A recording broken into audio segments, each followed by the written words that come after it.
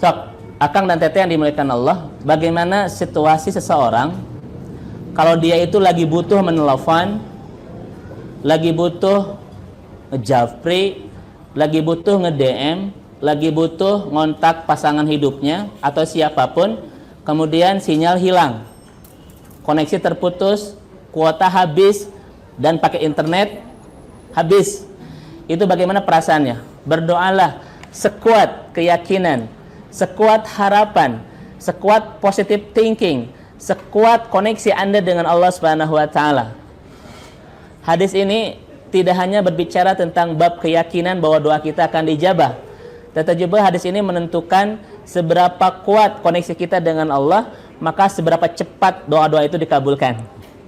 Ud'ullaha wa antum muqinuna bil ijabah.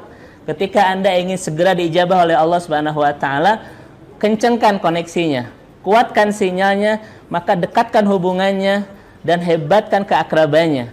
Maka 4 hal ini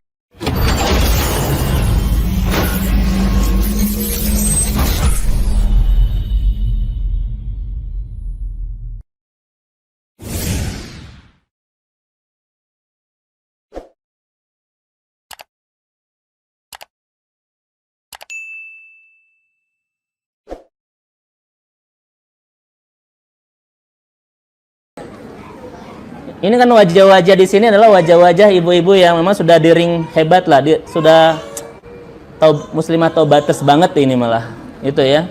Tetapi memang kalau kita ada sedikit masalah, kemudian berdampak kepada hubungan kita yang tidak baik dengan Allah, jangan dibiarkan. Nanti lama-lama kita akan kehilangan rasa bernikmat dalam bertaat kepada Allah Subhanahu wa taala. Banyak loh Bapak Ibu sekalian, yang awalnya dia tuh aktivis, malah memotivasi yang lain untuk sama-sama pengajian. Dia lebih terdahulu berjatuhan di jalan itu dan tidak kelihatan lagi di pengajian. Ada banyak, Bu. Maka hati-hati yang semacam itu. Allah akan hilangkan rasa bertaat kepada Allah. Sebagaimana kalau Bapak Ibu sedang agak boring sama seseorang, kita malas menghubunginya, kita malas untuk ketemu kan, untuk ngobrol, untuk makan atau apapun lah. Maka jangan seperti itu dibiarkan antara kita dan Allah Subhanahu wa taala. Itulah Bapak dan Ibu sekalian, 5 dampak ketika koneksi kita dengan Allah melemah. Kira-kira agak serem nggak? Serem nggak, Bu? Serem banget. Yang pertama apa? Yang kedua? Yang ketiga? Yang keempat? Ini kita ulangan aja, Bu. Yang kelima? Nah itu. Aduh, Masya Allah Bapak Ibu sekalian. Akan kehilangan nikmatnya hijrah, akan kehilangan nikmatnya berhimpun bersama orang-orang soleh ya. Ini musibah yang paling besar dalam kehidupan seorang mukmin ketika dia membiarkan koneksinya melemah dengan Allah Subhanahu wa taala. Maka izinkan waktu yang tersedia ini untuk menyampaikan bagaimana cara kita mengencangkan kembali sinyal itu. Bagaimana cara kita menguatkan kembali koneksi itu. Bagaimana cara kita menggairahkan keakraban itu, dan bagaimana cara kita mendekatkan hubungan itu dengan Allah Subhanahu wa taala.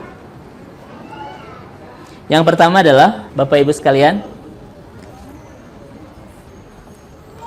Dr. Aid Al-Qarni mengatakan cara untuk menguatkan hubungan, mengencangkan sinyal dan koneksi, juga menggairahkan keakraban kita dengan Allah adalah yang pertama pasti tentang bab zikrullah.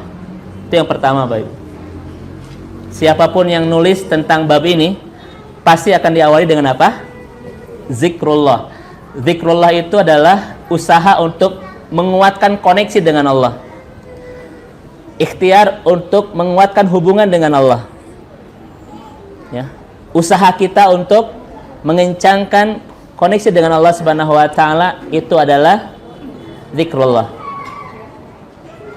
Bapak Ibu yang dimuliakan Allah, perhatikan cara untuk menguatkan koneksi atau sinyal adalah mungkin tambah kuota atau misalnya paket internet. Cara untuk menguatkan tubuh kita itu adalah dengan memakan yang bergizi.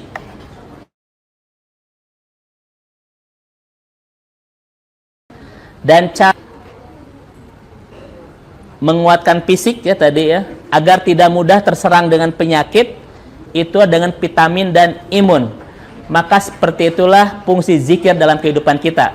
Seperti nambah kuota, seperti makan bergizi, dan seperti kita sedang meminum vitamin dan imun.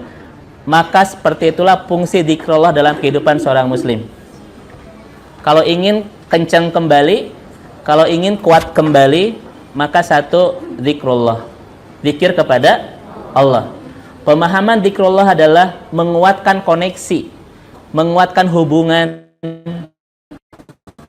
kita dengan Allah Subhanahu wa taala. Nabi Thalib, seorang mukmin itu dalam diamnya dia kuatkan hubungan dia dengan Allah dengan banyak berzikir, dan dalam bergeraknya dia senantiasa dalam pusaran-pusaran kebaikan. Itu mukmin. Satu, diamnya itu bukan olohok gitu, bukan, tetapi dia menguatkan hubungan dia dengan Allah Subhanahu wa taala. Dalam bergeraknya dia sedang menebar kebaikan. Jadi tidak boleh ada ruang yang lain selain dua ini dalam hidup kita, Bu. Dalam diam kita apa? Kuatkan koneksi dengan Allah. Dalam bergerak kita tebarkan kebaikan. Dan kita mah kadang, Bu ya, dalam diam kita agak olohok ya, Bu.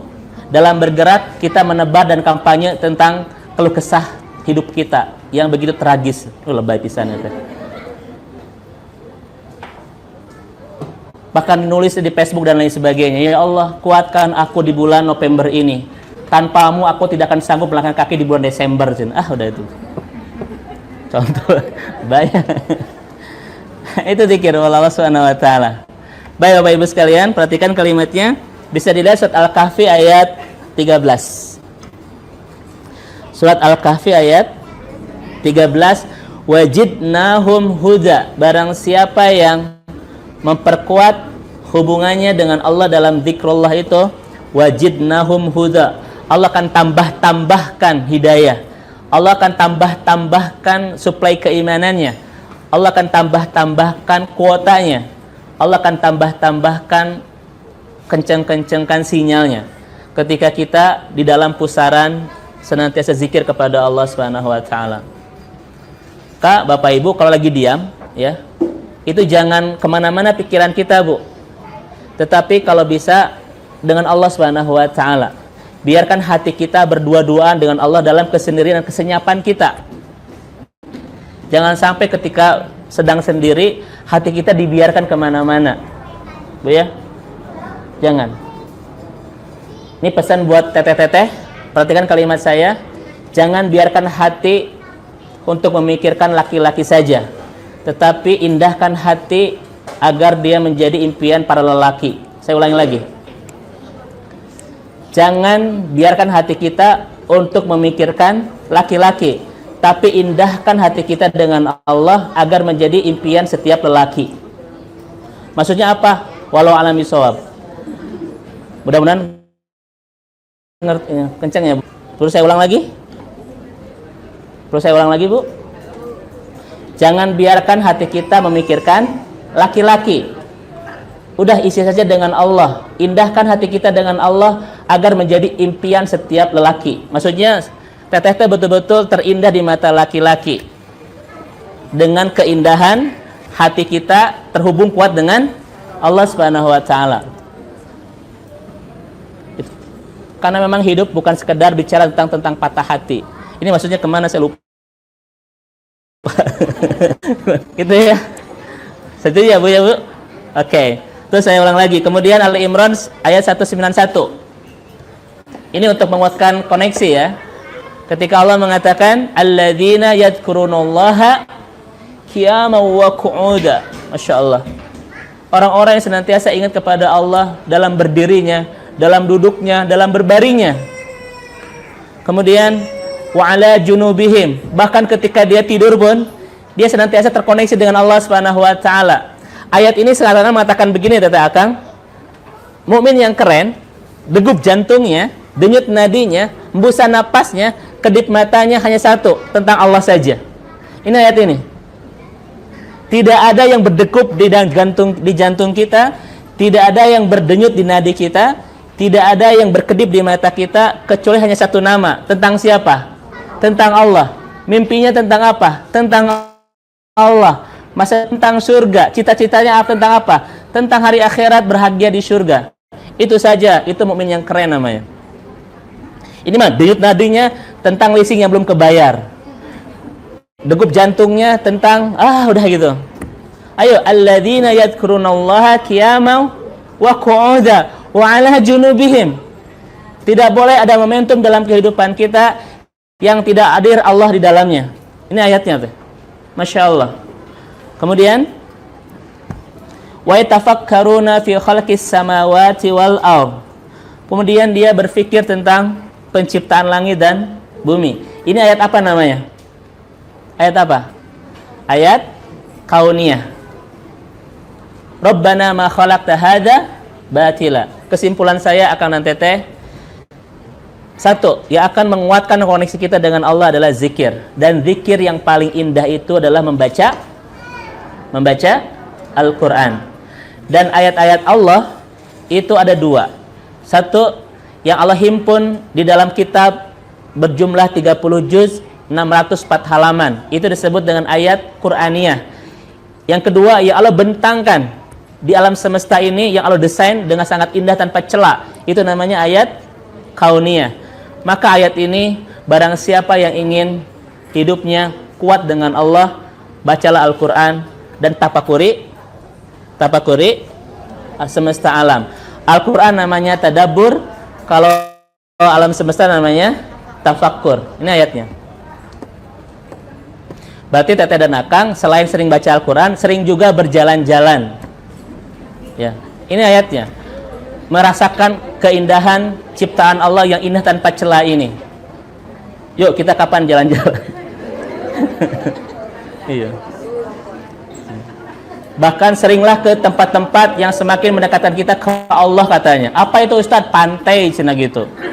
Apa hubungannya pantai dengan mendekatkan kita kepada Allah? Karena kalau orang ke sana banyak istighfar katanya gitu. Apa hubungannya? Nah itu ya. Itu yang pertama akan nanti bagaimana cara menguatkan hubungan dengan Allah adalah kita menguatkan koneksi dengan Allah dengan cara zikrullah ya. Dan zikir yang paling indah kata para ulama adalah senantiasa membaca Al-Quran, memahaminya, merenunginya, kemudian memikirkan tentang penciptaan alam semesta yang Allah bentangkan di alam semesta ini. Maka dua ayat ini kalau kita sering senantiasa di atas kita, karena ibu akan menuduh ketidaksempurnaan yang sudah Allah anugerahkan dalam hidup kita. Itu dari subhanallah. Makanya subhanallah, Bu, itu membuat kita makin jatuh cinta kepada Allah. Karena apa? Karena apa yang sudah Allah kasih semuanya itu sudah sempurna gitu. Sudah sempurna. Ustadz, kalau sudah sempurna, kalau Allah itu sempurna, kenapa suami saya itu tidak sempurna? Maksud ibu apa? Kan Allah bisa menciptakan laki-laki setapan Yusuf. Kenapa suami saya cuma segitu? Cina gitu, Bu. Saya akan jawab, Bu, itu sudah sempurna sesuai dengan kebutuhan ibu segitu. Karena kalau suami agak tampan sedikit, ya akan hilang dari hati ibu apa? Ketenangan. Muncul nanti kegelisahan, khawatir. Sok ibu mendingan suami itu butut menenangkan atau tampan menggelisahkan. Ya, Bu. Seperti itu, Bu. Percaya, anak-anak yang sudah Allah anugerahkan saat ini dalam hidup kita, subhanallah, semuanya sudah sempurna itu. Yang kedua, alhamdulillah. Alhamdulillah itu mengajari kita untuk senantiasa berfokus kepada apa yang sudah Allah kasih. Alhamdulillah adalah bentuk you love what you get. Belajar mencintai apa yang Anda miliki. Dan itulah sumber kebahagiaan. Kebahagiaan bukan ditentukan dari seberapa berlimpah dunia kita, tetapi seberapa kuat kita mensyukuri atas nikmat yang sudah Allah kasih tersebut. Itu dari kalimat apa? Alhamdulillah, alhamdulillah, alhamdulillah. Terima kasih ya Allah, terima kasih ya Allah, terima kasih ya Allah. Kita sedang diajari oleh Allah untuk belajar bersyukur. Karena syukurlah yang membuat kita bahagia, bukan bahagia yang membuat kita bersyukur. Dari kalimat la ilaha illallah, itu akan mengajari kita untuk tidak hanya beribadah, tetapi berharap, bergantung dan bersandar pun hanya kepada satu nama saja, yaitu Allah Subhanahu wa taala. Dan tidak ada yang layak untuk kita sandari, untuk kita gantungi, untuk kita harapi selain Allah Subhanahu wa taala. Kalau bapak dan ibu sering berharap, bergantung dan bersandar kepada selain Allah, kita sering kecewa pada akhirnya. Tetapi siapapun yang berharap kepada Allah nggak akan pernah dikecewain, nggak akan pernah disia-siain, nggak akan pernah digondokin, nggak akan pernah disakitin. Ustadz, saya sekarang banyak kecewa. Coba cek. Mungkin kita banyak berharap kepada selain Allah. Kita banyak bergantung kepada selain Allah. Karena semuanya itu akan menghadirkan pada satu muara yang disebut kekecewaan. Dah itu. Dari Allahu Akbar, Allah sedang mengajari kita untuk mengecilkan masalah. Karena yang besar cuma satu, siapa? Allah. Selain Allah besar enggak? Enggak, termasuk masalah-masalah hidup kita. Makanya di dalam sholat, kenapa Allah mengajari kita untuk banyak mengatakan Allahu Akbar setiap hari puluhan kali? Allah sedang mengajari kepada kita untuk terus mengecilkan masalah-masalah hidup kita. Apalagi Allah mengatakan la yukallifullahu nafsan illa wusaha. Allah tidak akan pernah membebani kita di luar kemampuan. Ya Bu ya. Maka dengan tasbih-tasbih ini, terus Bapak Ibu sekalian, koneksi kita dengan Allah makin kuat. Hati kita makin tenang, perasaan kita makin bahagia. Masya Allah. Ini indahnya the power of dzikrullah. Nanti kita insya Allah akan bahas salah satu episodenya adalah keindahan berzikir kepada Allah. Saya akan tuangkan semua bukti, semua fakta bahwa dzikrullah itu ajaib. Ya, nanti ada ininya, ada pertemuannya insya Allah. Kemudian keberapa sekarang? Yang kedua, Bapak Ibu sekalian, ini bahasa saya ya, saya terjemahkan dari bahasa buku Ustadz Aid. Cara untuk menguatkan hubungan dengan Allah adalah melingkar iman bersama orang-orang soleh, Bu. Teruslah melingkar iman, teruslah menaut hati, teruslah melingkar iman bersama orang-orang soleh. Ustadz, apa tanda kesolehan? Satu, kalau ibu bergaul dengannya, makin membuat kita dekat dengan Allah, makin membuat kita semangat dalam ibadah, makin membuat kita istiqomah dalam hijrah, makin membuat kita dekat dengan jannah. Itu ciri kesolehan, Bu.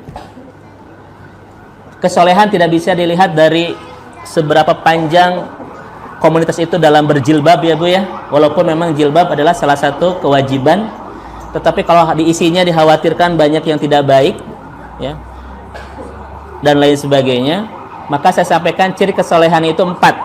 1, membuat kita makin dekat dengan Allah, makin semangat dalam ibadah, makin istiqomah dalam hijrah, makin dekat dengan jannah. Itu ciri kesolehan.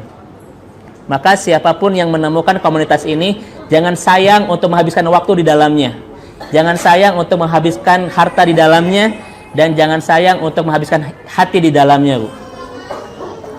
So, kalau bisa jajan, ajak kemana lah, termasuk ustadznya begitu ya.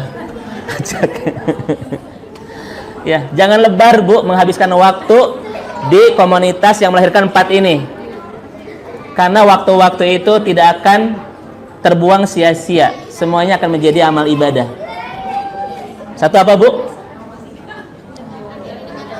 2, 3, 4. Kalau menemukan ini, Bu, di siapapun ya, di komunitas walaupun berjumlah sedikit, itulah anugerah terindah dari Allah. Jangan melihat banyaknya, jangan melihat ribuannya ya Bu ya, tetapi lihatlah kualitasnya itu. Jangan lihat siapanya, jangan lihat dia orang mana, Cimahi atau Bandung, nggak usah itu Bu. Yang penting menemukan ini, jangan berlebar-lebar, tahu lebar? Jangan bersayang-sayang, nggak enak deh. Untuk menghabiskan waktu, untuk menghabiskan hati, untuk menghabiskan harta di sana, karena semuanya tidak ada yang sia-sia ya Bu ya. Nah itu kebersamaan bersama orang-orang soleh. Perhatikan kalimatnya, Bapak Ibu sekalian. Semut itu bisa membangun rumah memang karena bersama. Lebah bisa membangun sarang karena bersama. Kemudian hujan pun turun karena ada kebersamaan antara matahari, air, udara, dan awan. Kalau hilang di antara 4 ini, maka tidak akan turun hujan. ya. Maka yang disebut asik itu rame-rame sebetulnya. Ya, yang disebut asik itu rame-rame. Makanya misalnya doa Nabi Yusuf tentang kebersamaan. Tawaffani musliman walhiqni bis-shalihin. Ya Allah, wafatkanlah aku dalam keadaan Islam dan senantiasa himpun aku bersama orang-orang saleh. Artinya begini, kalau bapak dan ibu ingin meninggal dalam keadaan terbaik, di puncak kedekatan kepada Allah, di puncak kenikmatan hidup bersama Allah, dan di puncak kebahagiaan bertaat kepada Allah, satu, jangan pernah lepaskan genggaman orang-orang soleh. Itu satu, Bu, modalnya. Al-Quran yang mengatakan, jangan pernah lepaskan genggaman orang-orang soleh, seberat apapun rute yang harus dilalui, sesulit apapun jalan harus ditapaki, dan seperih apapun hati yang dirasakan. Tetapi kalau semuanya dalam kesolehan, jangan pernah berpaling, tetaplah istiqomah di sana. Ayatnya coba lihat, surat Al-Kahfi ayat 28. Surat Al-Kahfi ayat 28. A'udzubillahi minasyaitonirrajim. Wasbir nafsaka ma'al ladzina yad'una rabbahum. Bersama merekalah. Tetaplah bersama mereka. Jangan pernah lepaskan genggaman mereka. Jangan pernah berpaling dari mereka dan jangan pernah menyendiri untuk terus bersama mereka. Siapa mereka itu? Alladzina yad'una rabbahum bil ghadawati wal asyi. Orang-orang yang terus menyeru Tuhannya di pagi hari dan di sore hari, yuriduna wajhah, yang betul-betul ikhlas di dalam beramalnya, Bu. Ya.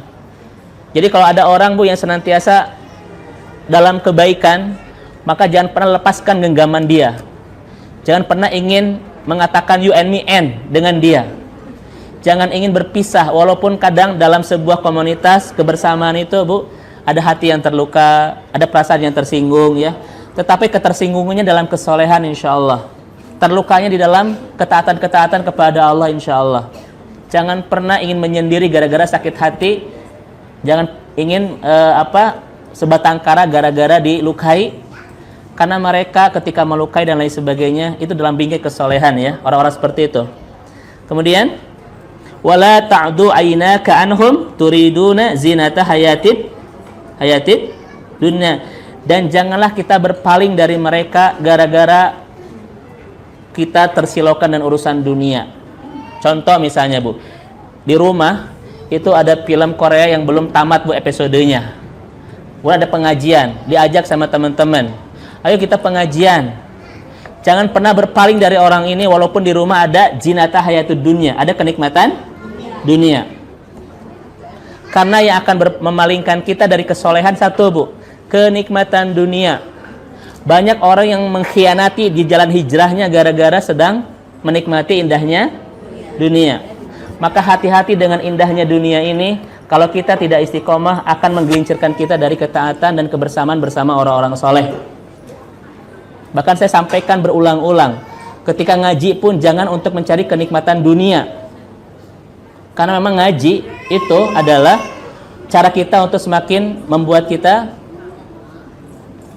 dekat dengan Allah Subhanahu wa taala. Ayo, Bu, Pak, pengajian ke Bogor Cafe. Kenapa? Di sana mah ustadznya muda-muda cenah. Ganteng-ganteng, agak fitnah itu, Bu, ya. Nah, itu adalah kenikmatan dunia, bukan itu tujuan kita. Kalau Bapak dan Ibu ngaji karena urusan itu, jangan berangkat. Perbaiki dulu niatnya. Karena Allah akan memberikan kekecewaan dan luka kepada orang-orang yang hijrah tapi masih menempuh kenikmatan dunia. Ayo ngaji ke Bogor Cafe. Kenapa? Di Bogor Cafe mah makin saya dekat dengan Allah, cenah, Bu.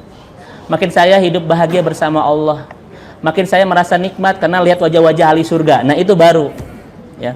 Bukan karena ustadznya tidak ngomong pun, diam pun menghanyutkan. Gitu, ya.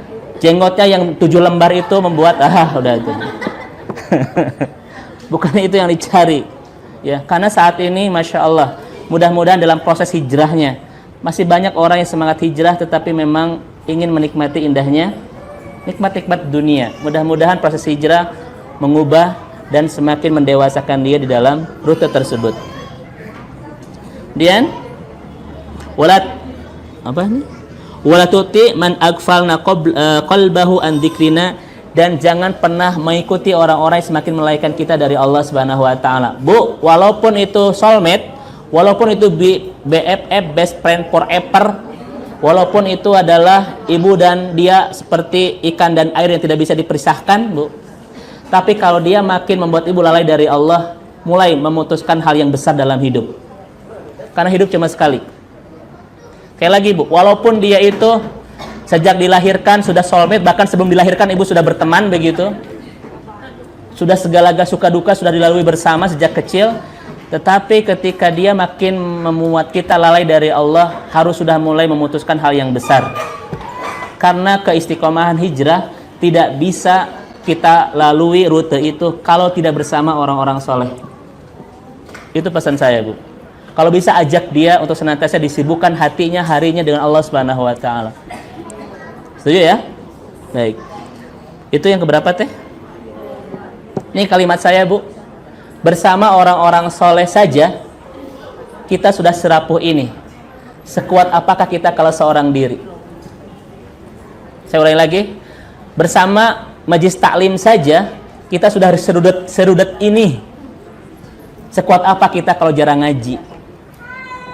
Bersama orang yang soleh saja kita sudah serapuh ini, seluka ini hati. Sekuat apakah kita seorang diri?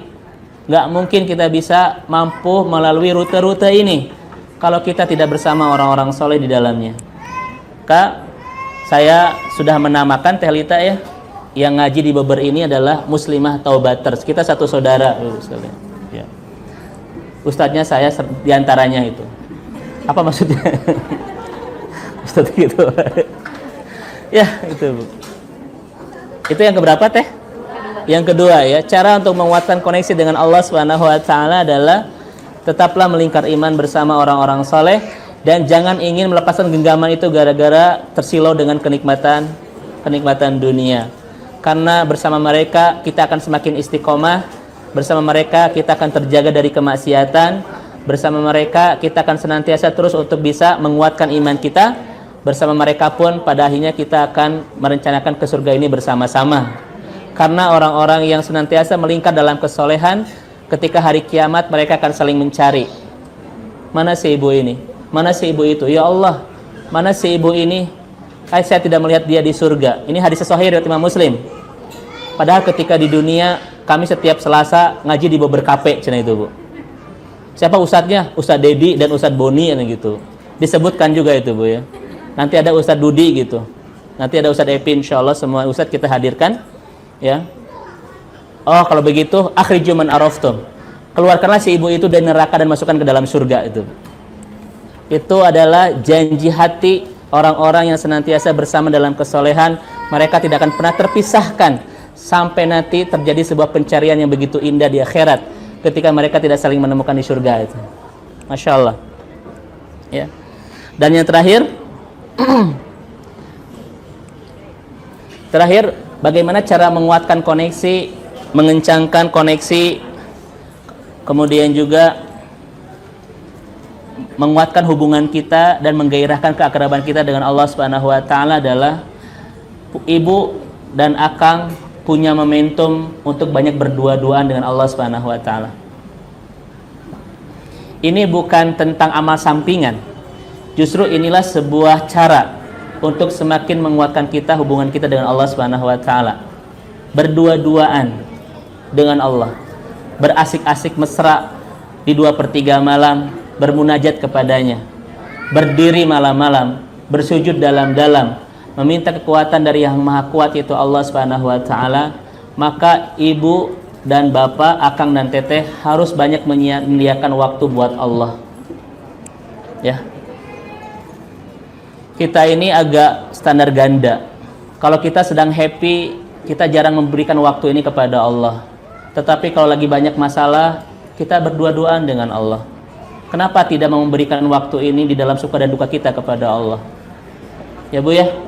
Ya kita mah kalau lagi happy, kalau senang, hampir lupa berdua-duaan dengan Allah, disibukkan dengan dunia. Tapi kalau lagi banyak masalah, baru datang kepada Allah.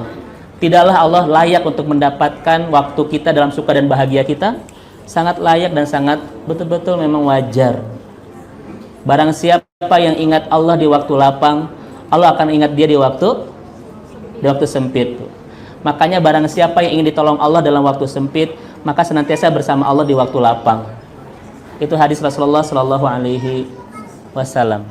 Ya. Ayatnya adalah, perhatikan Bapak Ibu sekalian, itu di surat Al-Insyirah ya. Di surat apa? Di surat Al-Insyirah itu ada kalimat faida faragta fansab wa ila rabbika fargob. Itulah cara menguatkan koneksi. Satu, fansab, berdirilah malam-malam, bersujudlah dalam-dalam. Itu namanya fansab. Setelah Anda melaksanakan sebuah pekerjaan, maka fansab, berdirilah malam-malam. Sesibuk apapun hari kita di siang hari, selelah apapun fisik kita di siang hari, jangan pernah kehilangan untuk berdiri di malam-malam, bersujud dalam-dalam. Fansab, karena itulah cara kita untuk menguatkan energi kita di siang hari. Kemudian fargob, bersandarlah kepada Allah Subhanahu wa taala di setiap urusan-urusan kita, di setiap suka dan duka kehidupan kita, bahagia dan air mata kita, maka tumpahkanlah sama Allah Subhanahu wa taala. Maka orang-orang seperti ini akan mendapatkan apa? Alam nasyrah laka syadrak, hatinya lapang. Wa wada'na anka wijrak, Allah ringankan beban-beban hidupnya. Wa rafa'na laka dzikrak, Allah muliakan namanya. Ini ayatnya Bapak Ibu sekalian ya. Nah, oleh karena itu, bagaimana supaya koneksi itu tetap kuat, hubungan itu tetap terjaga, maka harus dirawat HP-nya, Bu. Harus pakai apa? Casing ya. Harus pakai anti gores. Jangan sering direndam pakai rinso begitu ya. Itu cara merawat ini disebut dengan terus berkholwat dengan Allah Subhanahu wa taala. Jadi 3 caranya. Satu apa tadi teh? Tambahkan kuotanya dengan cara zikrullah. Yang kedua, pindah dulu tempatnya. Mungkin teteh sedang putus koneksinya gara-gara sedang ada di ruang tertutup atau sedang ada di bawah tanah kedalaman sekian puluh kilometer misalnya ya. Ayo kita pindah dulu tempatnya biar koneksinya lancar, maksudnya hijrah gitu, bersama orang-orang soleh. Ayo pindah komunitasnya. Khawatir di komunitas ini justru kita melemah hubungan kita dengan Allah Subhanahu wa taala. Ayo pindah dan temukan komunitas-komunitas yang mengencangkan koneksi kita dengan Allah. Dan yang terakhir, ayo rawat HP-nya dengan cara apa? Ayo berdua-duaan dengan Allah Subhanahu wa taala dan jangan sekali berbuat kemaksiatan. Karena kalau maksiat itu seperti memasukkan debu, memasukkan air, memasukkan saus, kecap ke dalam HP kita. Maka wajar HP-nya nanti rudet tuh. Seperti itu. Ini yang saya sampaikan Bapak dan Ibu yang dimuliakan Allah Subhanahu wa taala tentang bagaimana cara kita membangun koneksi, membangun sinyal, membangun hubungan kedekatan dengan Allah Subhanahu wa taala. Wallahu a'lam bishawab.